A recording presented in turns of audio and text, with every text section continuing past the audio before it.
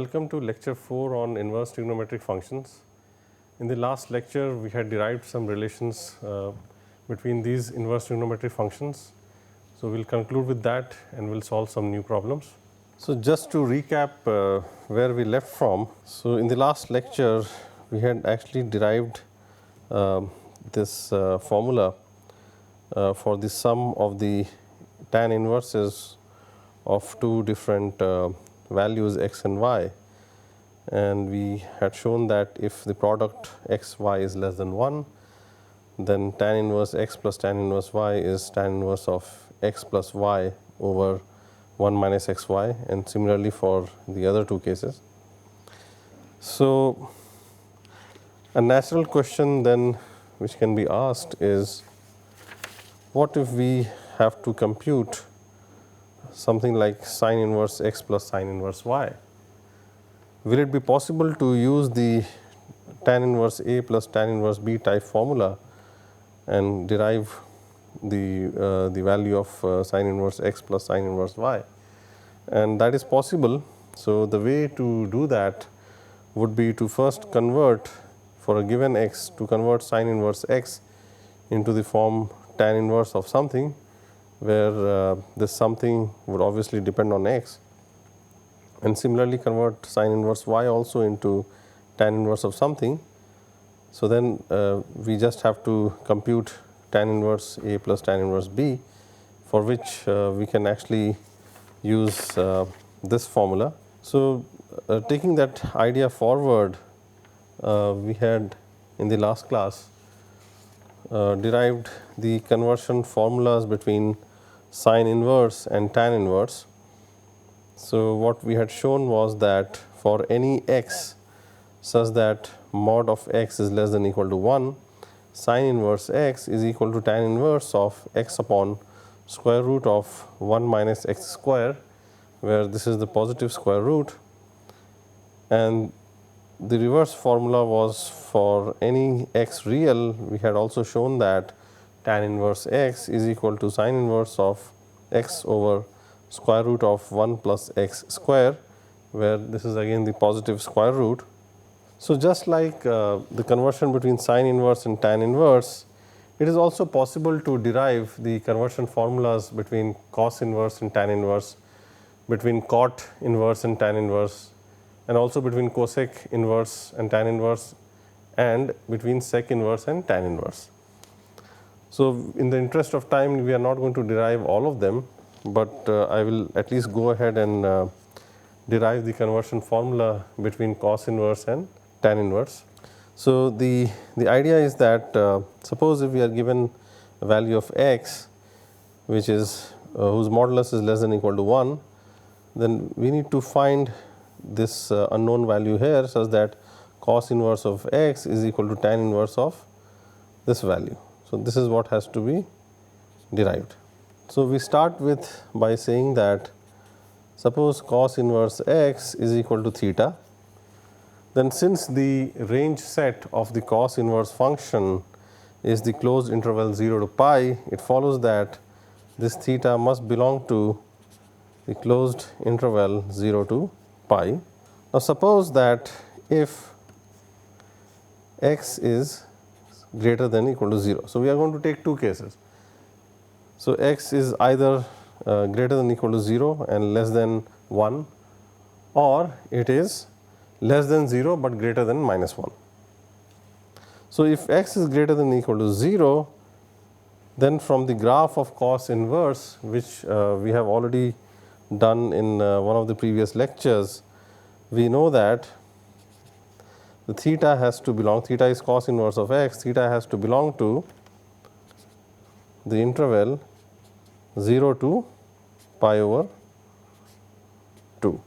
Since we want to find this unknown thing, if you apply tan function on both the sides of this equation, what you will get is tan of cos inverse x is equal to this unknown thing that we are supposed to find.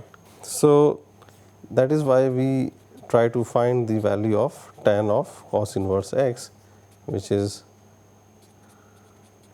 tan of theta, but from here we know that x, if we take cos, if we apply the cos function on both the sides of this equality, what we are going to get is x is equal to cos theta. So now this tan theta is equal to sin theta over cos theta, but cos theta is x, so the denominator is x. Now when theta belongs to the interval 0 to pi by 2, we know that sin theta is positive valued. So therefore we can write it sin theta as the positive square root of 1 minus cos square theta. Of course, this follows from the fact that sin square theta plus cos square theta is equal to 1 for any theta, and we take the positive square root here, which is further equal to square root of, now we use the fact that cos theta is actually x, so this becomes square root of 1 minus x square over x.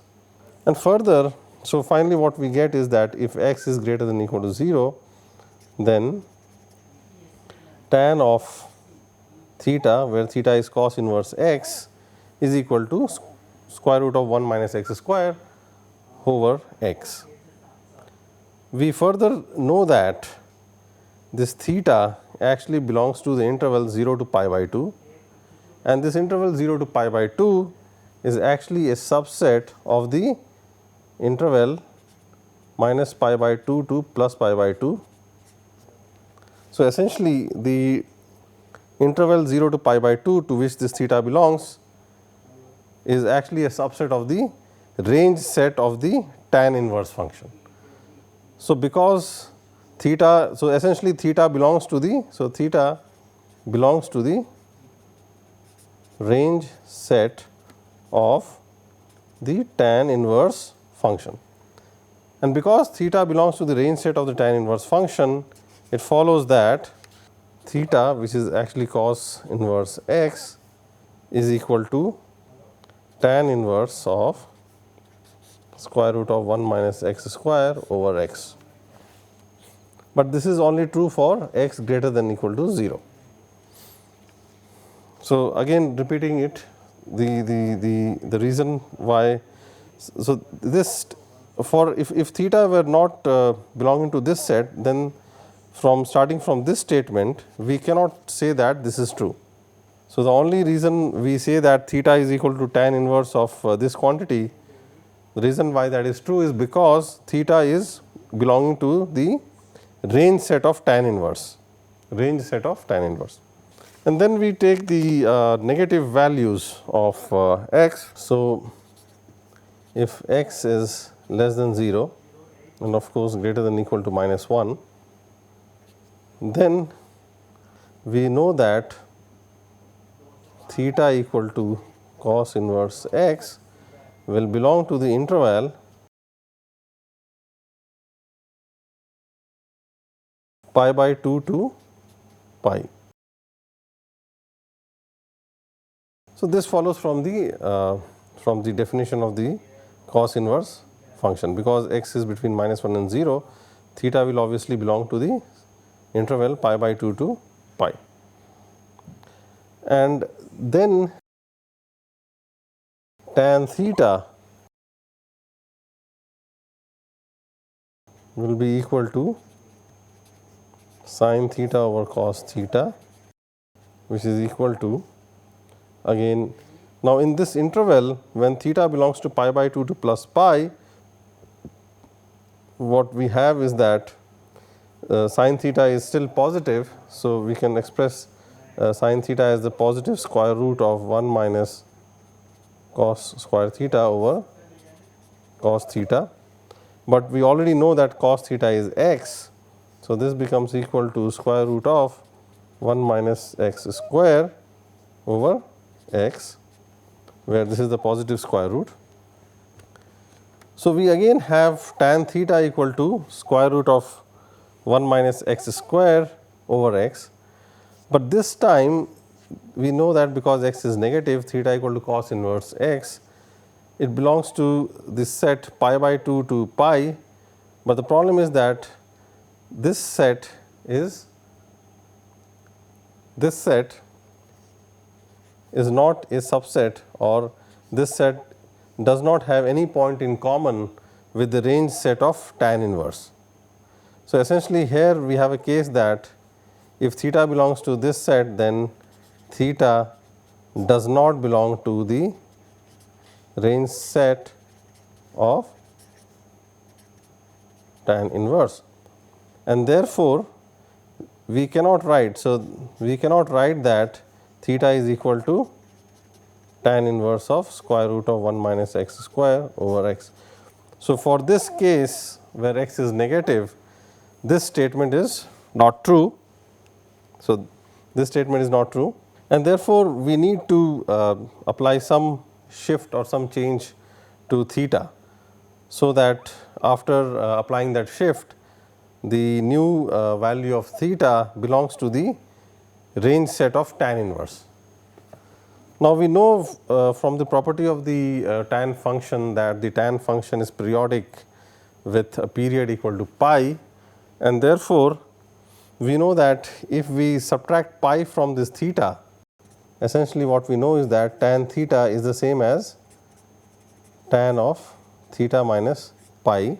And the good thing is that because theta belongs to the set pi by 2 to pi, theta minus pi will obviously belong to, so theta minus pi is going to belong to the set minus pi by 2 to 0, and this set minus pi by 2 to 0 is a subset of the range set of tan inverse.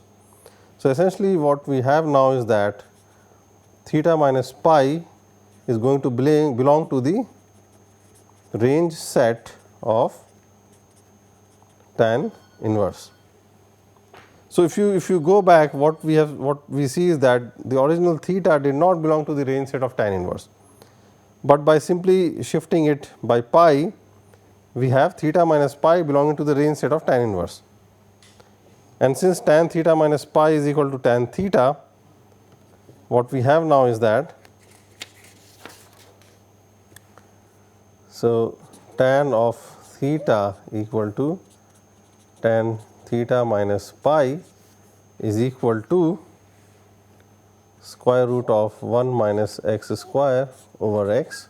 We know that theta minus pi belongs to the range set of tan inverse, and therefore, we can write that theta minus pi equals tan inverse of square root of 1 minus x square over x, which then implies that theta is equal to pi plus tan inverse square root of 1 minus x square over x, and therefore, but this then is only true when x is negative. And therefore, finally combining both the results for the positive and negative values of x, we finally have this conversion formula that cos inverse x is equal to, if x is greater than or equal to 0, then it is then cos inverse x is equal to tan inverse of square root of 1 minus x square over x. Otherwise, it is equal to pi plus tan inverse of square root of 1 minus x square over x. So, we next derive the reverse inverse relation, which is that for any given x real valued, tan inverse x is equal to cos inverse of something. So, we have to derive an expression for this something such that tan inverse x is cos inverse of this something. So, again we start with by substituting tan inverse x to be theta, and of course, theta has to belong to the open interval minus pi by 2 to plus pi by 2. So, this is the range set of the tan inverse function, and since we are interested in finding this unknown quantity here, we would actually be interested, because if we apply the cos function on both the sides of this equality, what we will get is cos of tan inverse x equal to this unknown thing. So, We are therefore interested in evaluating cos of tan inverse x, which is cos of theta, which is equal to 1 over secant theta. Now, when theta belongs to minus pi by 2 to plus pi by 2, secant of theta is non-negative valued, and therefore, we can write it as 1 over the positive square root of sec square theta, which can be further written as 1 over square root of. Now, we know the identity that for any angle theta, sec square theta is equal to 1 plus tan square theta. So, we are going to use this here. So, we write it as 1 plus tan square theta, and from here we know that x is equal to tan theta, because we applied tan function on both the sides. We get x equal to tan theta. So, this then is essentially 1 over root of 1 plus x square. So, we have cos of tan inverse x equal to this quantity. But from here, can we write that tan inverse x is equal to cos inverse of this quantity? So, well, we can only do that if we know that this value here, which is theta. So, cos theta is equal to this. So, we can only write that theta is equal to cos inverse of 1 over root of 1 plus x square. So, this is valid if and only if this angle theta belongs to the closed interval 0 to pi. So, the 0 to pi is actually the range set of the cos inverse function.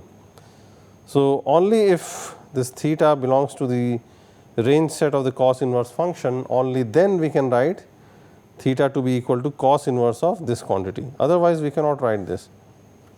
So, and this is not true in general in this case, because if you see theta here being in the falls in the range set of tan inverse, and therefore, it belongs to this set, and this set minus pi by 2 to pi by plus pi by 2 is definitely not entirely contained in the range set of the cos inverse function. So, therefore, we cannot say that always, we cannot always say that theta, which actually belongs to this set, will also belong to this set, because these two sets, I mean, because this set minus pi by 2 to plus pi by 2 is not contained within the set 0 to pi.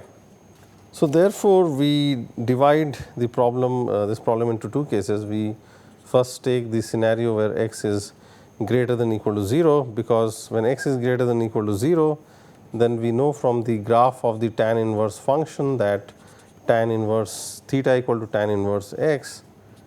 So, theta is going to therefore belong to the set 0 to pi by 2.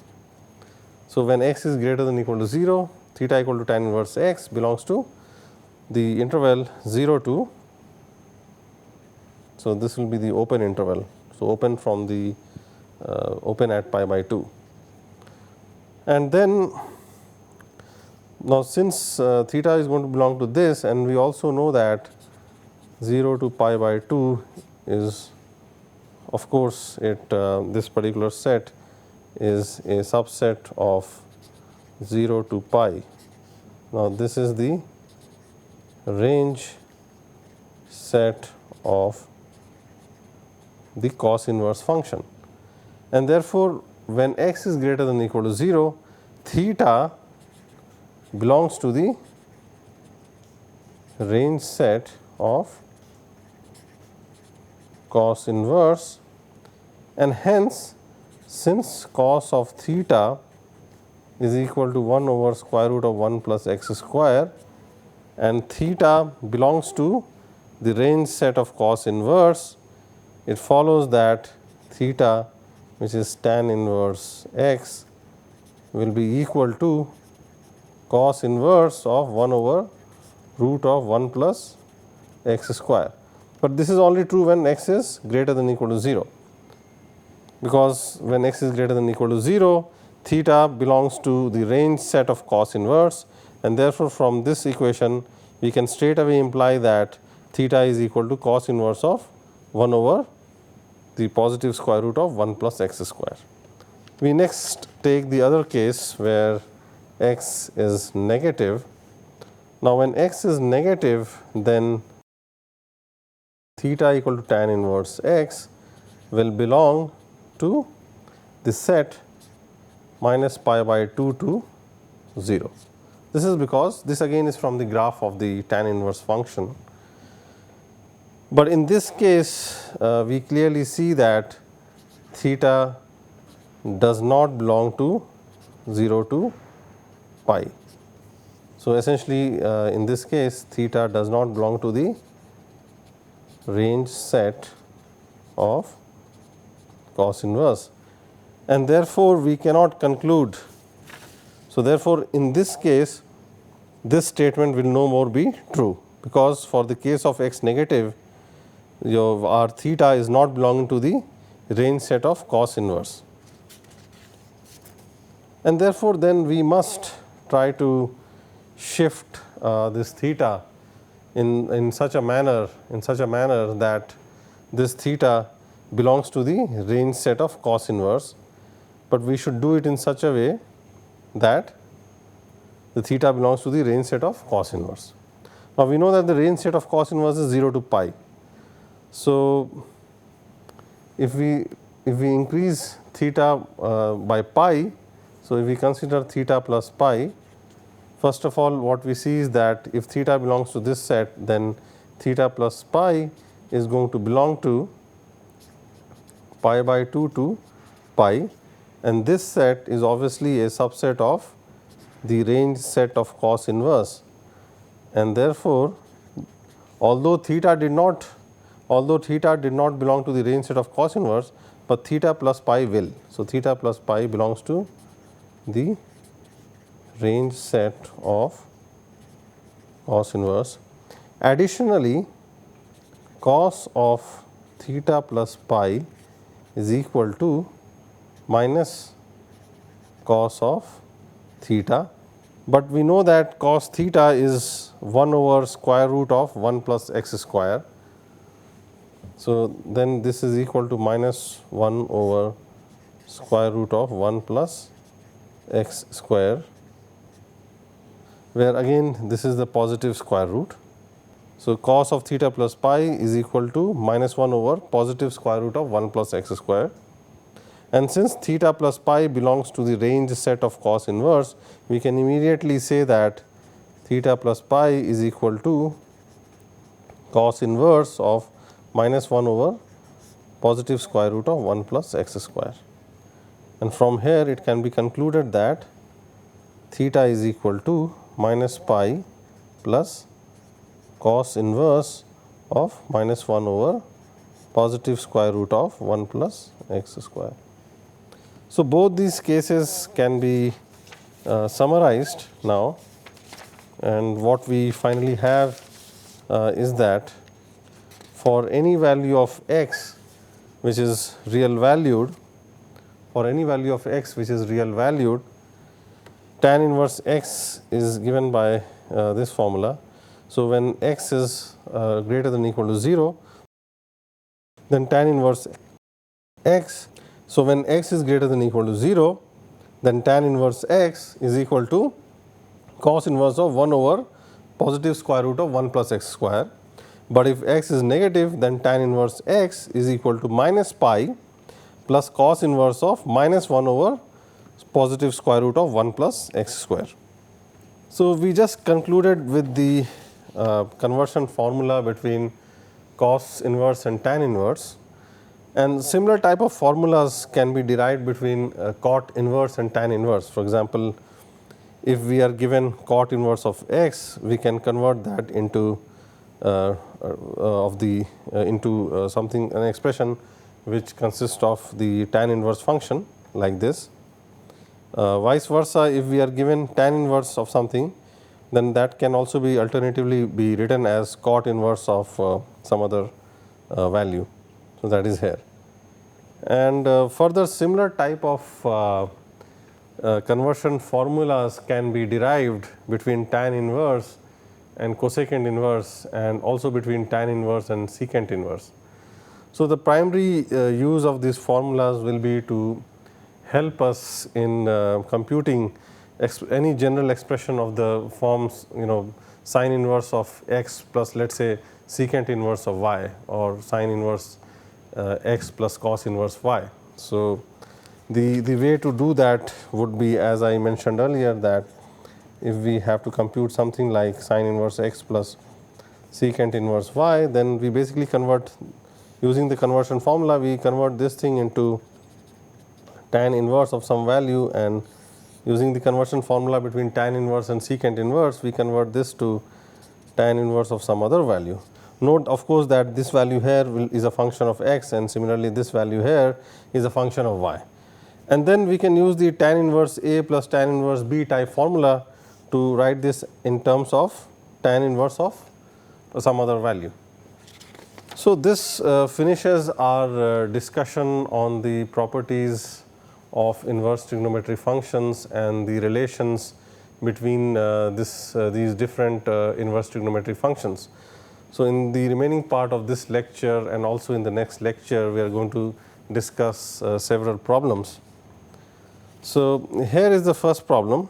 So, we are asked to compute the value of this expression, so which is cotangent of some angle, and that angle is sum of cot inverses of 23 different values. So, if we just look at this expression here, and let us try to derive that first. So, we have cot inverse of 1 plus summation k equal to 1 to n to k, which equals cot inverse of 1 plus. Now, this thing inside the summation is essentially 2 multiplied by and 1 plus 2 all the way till n, and that can be further simplified to 1 plus 2 times. Now, this thing inside the bracket is nothing but the sum of the first n natural numbers, which is equal to n times n plus 1 over 2. So, we therefore have this to be equal to cot inverse of 1 plus n times n plus 1.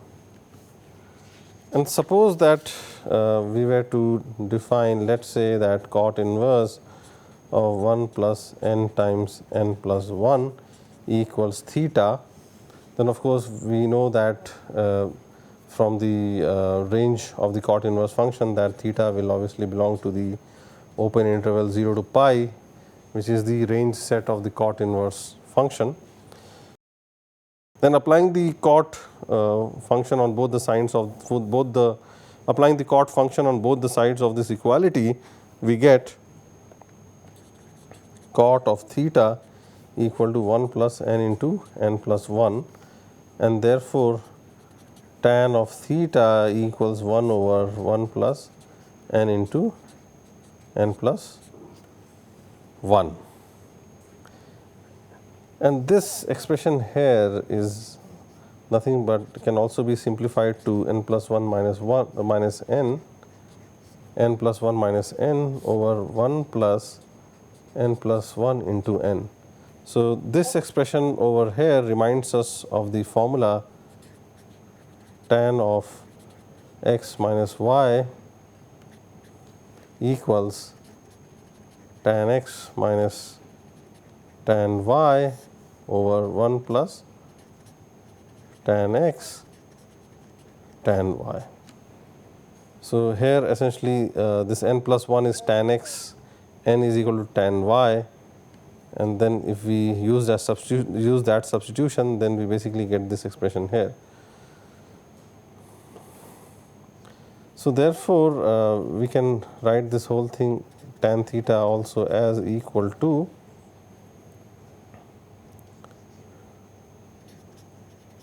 tan of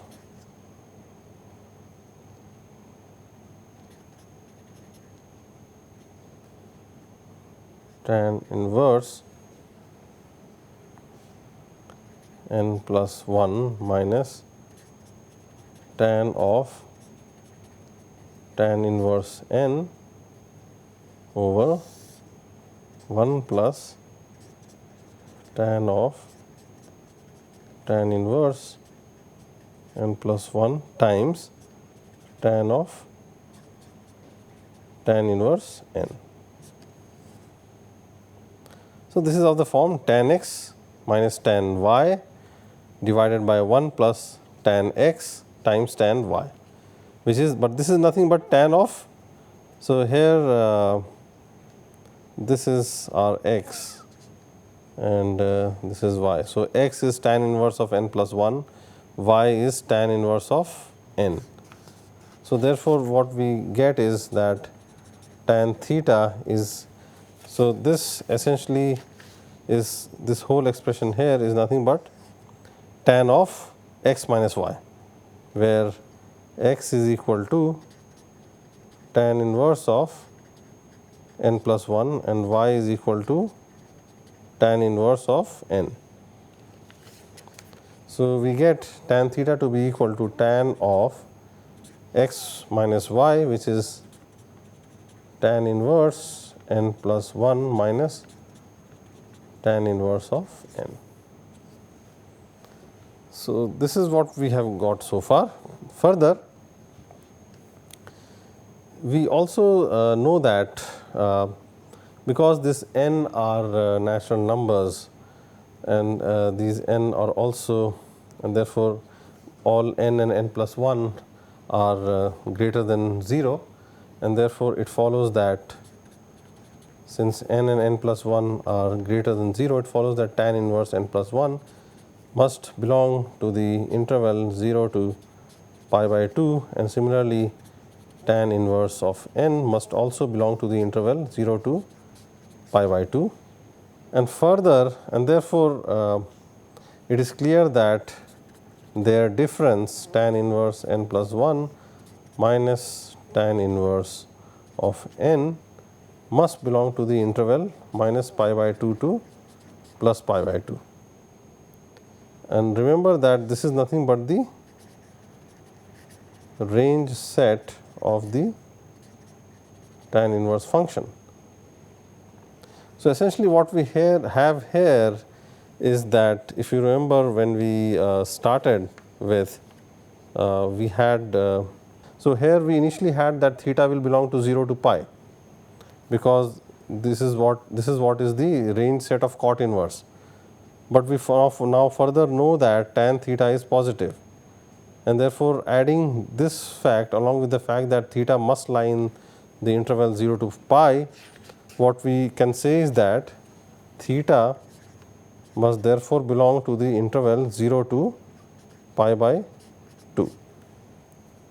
So, this is because tan theta is positive value, and additionally the fact that theta must belong to 0 to pi. So, if we look at the graph of the tan function, so this is from one of the previous lectures.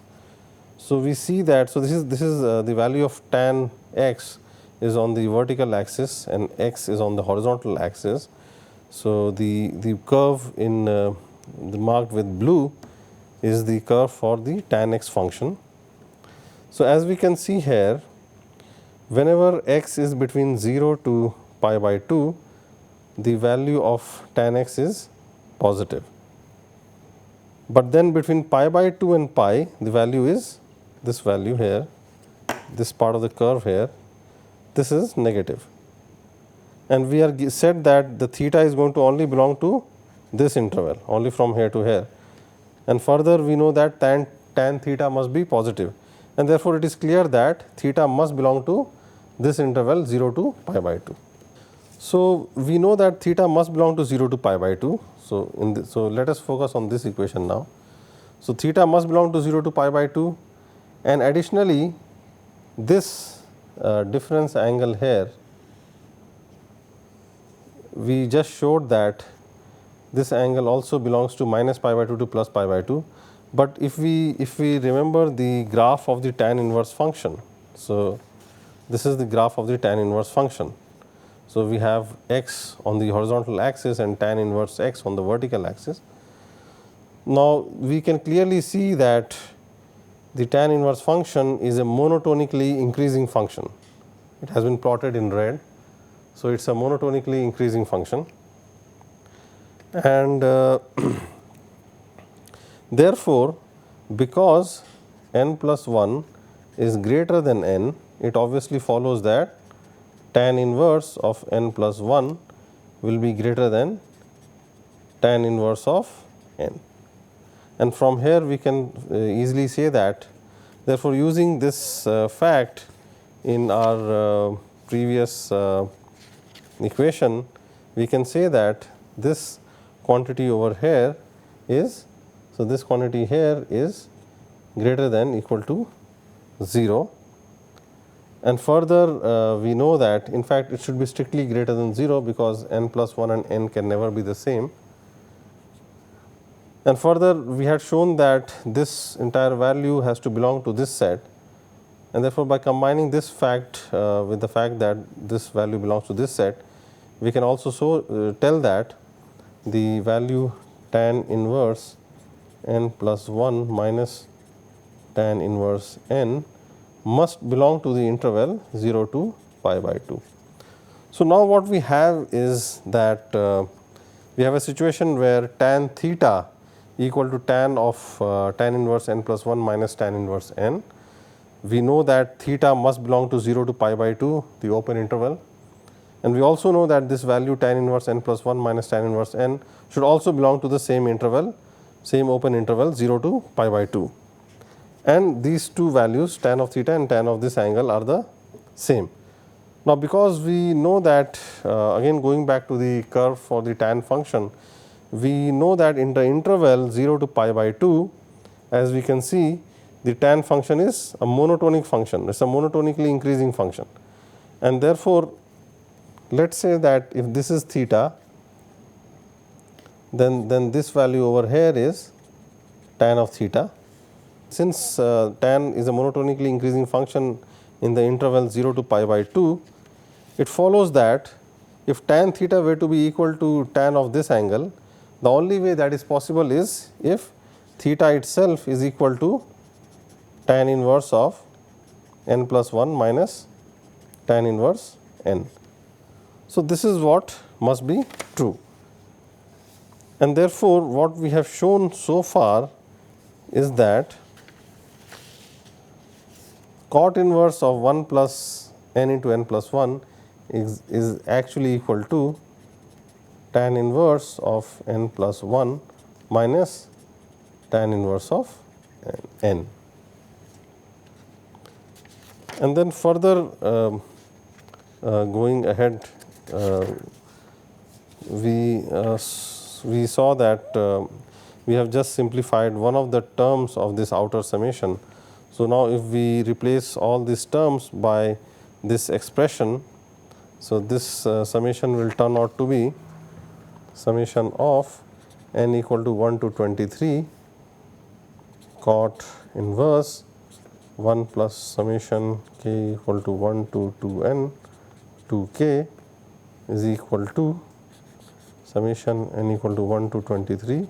Now, if we replace all these cot inverses by the expression tan inverse n plus 1 minus tan inverse of n, but then if we just expand this big summation, we will, starting with n equal to 1, the first term is tan inverse 2 minus tan inverse 1, the second term is tan inverse 3 minus tan inverse of 2, and likewise the last term is going to be tan inverse of 24 minus tan inverse of 23. But what we are going to see here is that there is going to be a lot of cancellations. For example, tan inverse 2 will get cancelled here, and similarly tan inverse 3 will get cancelled with because the just previous term here, the 22nd term in the summation is going to be tan inverse 23 minus tan inverse of 22.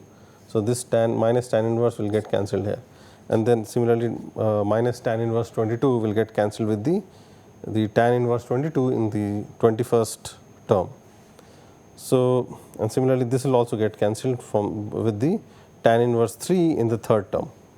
So, ultimately what is going to remain is tan inverse of 24 minus tan inverse of 1. And to compute tan inverse of 24, so therefore, we finally have to compute essentially what we have done so far is that we have shown that cot of summation n equal to 1 to 23 cot inverse of 1 plus summation k equal to 1 to 2n of 2k. So, we have shown that this thing inside the in the argument of the cot function, we have shown that that is equal to tan inverse of 24 minus tan inverse of 1. So, now we need to simplify this further, because the idea should be to actually express this whole thing as tan inverse of something, so that we can then have cot of tan inverse something, and then we have already seen this conversion formula between cot and tan. So, that should help us. So, for this thing we, if you remember in the starting of this class today, we saw we were actually revisiting some of the earlier derived results. So, one of the results was this expression here, that tan inverse x plus tan inverse y is equal to tan inverse of x plus y over 1 minus xy if xy is less than 1. So, in our case what is happening is that we need to compute tan inverse of 24 minus tan inverse of 1, which can, now because the tan inverse is an odd function, I can write minus tan inverse of 1 as plus tan inverse of minus 1. This is because the tan inverse is an odd function. What I mean to say is that for any x, tan inverse of minus x equals minus of tan inverse of x, and we have shown this identity in a previous lecture. So, now this term therefore equals to tan inverse of 24 plus tan inverse of minus 1. So, finally, we have this expression in the form tan inverse x plus tan inverse y. So, this is x and this is y. And then here we see that x into y is minus 24 and minus 24. So, out of all these cases, the case that we have at hand is x y equal to minus 24, which is less than 1. So, we have to use this case here, and therefore, this expression will be equal to tan inverse of x plus y. So, x plus y is minus 1 divided by 1 minus x into y. So, x is 24 and y is minus 1. So, this is the final answer. What we get is tan inverse of 23 over 25. So, therefore, now what we have is that this is equal to tan inverse of 23 over 25, and hence this whole thing is equal to cot of tan inverse of 23 by 25. So, the final answer will be cot of tan inverse of 23 over 25. And this can also be simplified further, because now suppose let us say that tan inverse of 23 by 25 is theta, then obviously it follows that 23 by 25 is equal to tan of theta, because we can take the apply the tan function on both the sides of this equality of this equation, and then we get this thing. But from here it follows that cot of theta is equal to 1 over tan theta, which is 25 over 23. But then this is nothing but cot of theta, because theta is tan inverse 23 by 25, and now we have just seen that this is exactly equal to 25 over 23.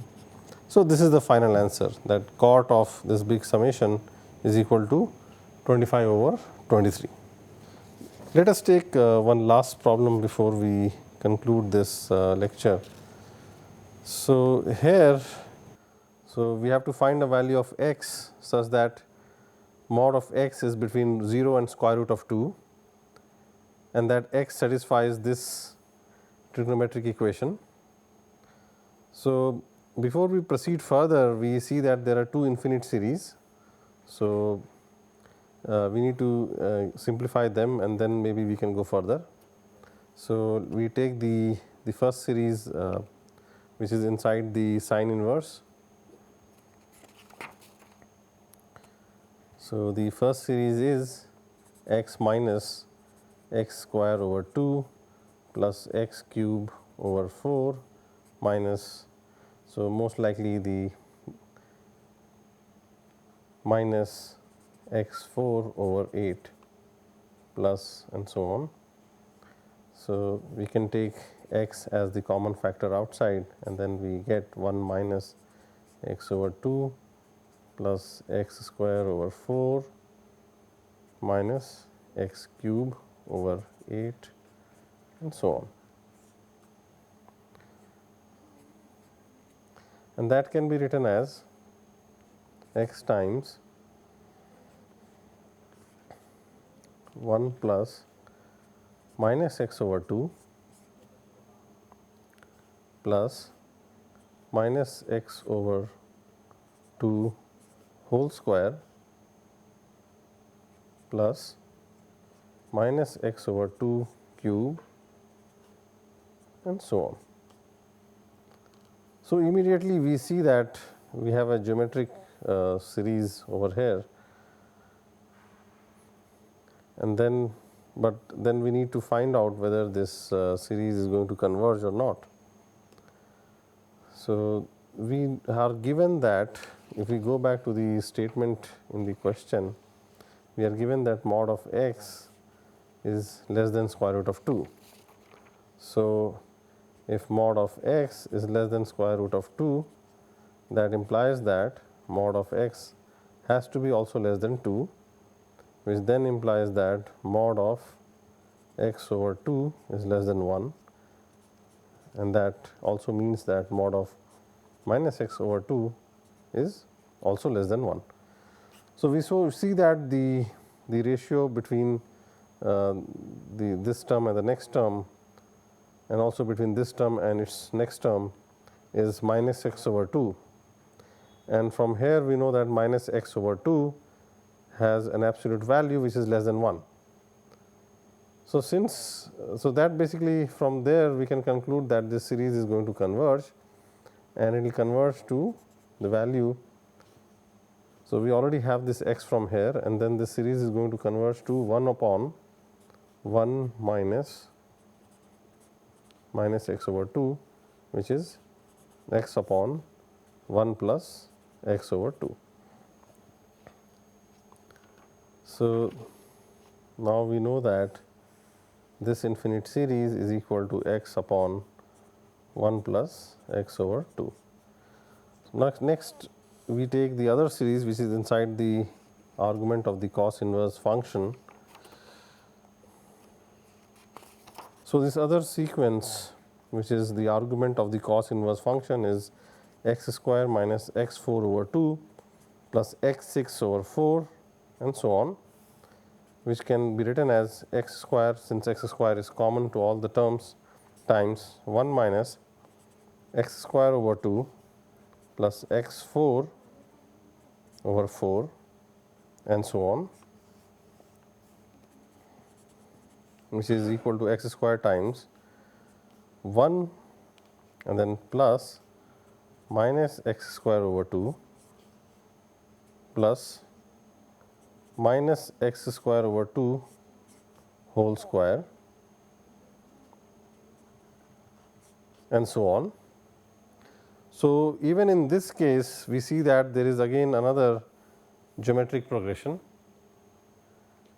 and but we still need to find out whether this infinite sequence is also going to converge or not. Now, we are given that mod of x is less than square root of 2. So, what that implies is that x square is less than 2, and therefore, x square over 2 is less than 1, and this basically implies that the modulus of minus x square over 2.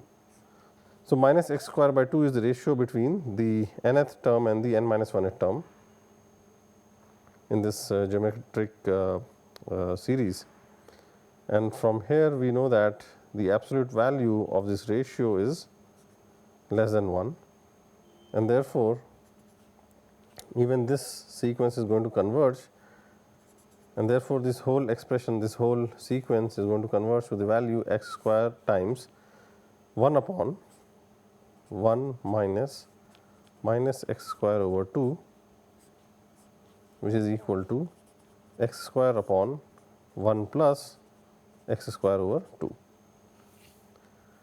So, let us make a note of that.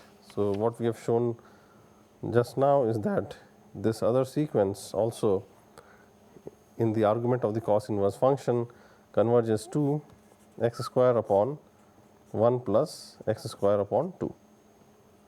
We next have to find values of x such that mod of x is less than square root of 2 and sine inverse of x upon 1 plus x by 2 plus cos inverse of x square upon 1 plus x square by 2 is equal to pi by 2.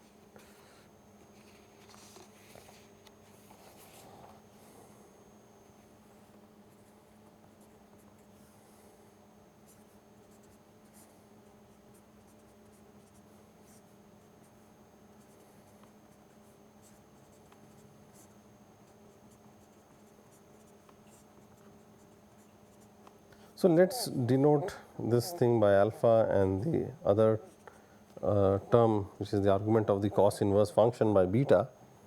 So, essentially what we have here is that sine inverse alpha plus cos inverse beta is pi by 2, and that is the same as saying that sine inverse alpha is equal to pi by 2 minus cos inverse beta.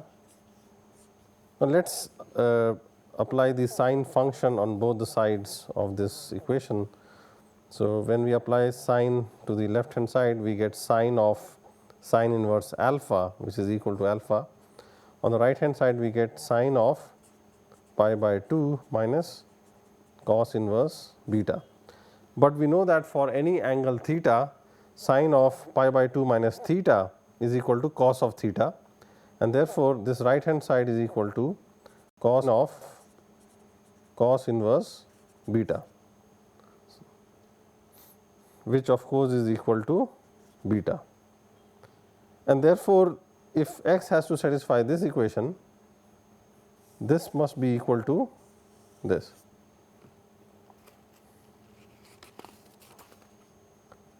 Hence, what we finally have that is that x must satisfy the equation x upon 1 plus x by 2 equals x square upon 1 plus x square over 2.